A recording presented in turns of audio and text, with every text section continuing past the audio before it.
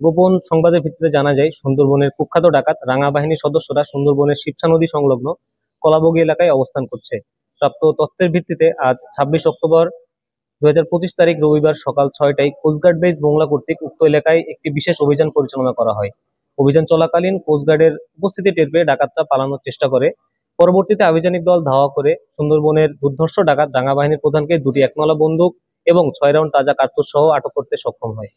প্রাথমিক জিজ্ঞাসাবাদে জানা যায়, আটককৃত ডাকাত নজরুল শেখ বাগেরহাট জেলার রামপালের বাসিন্দা।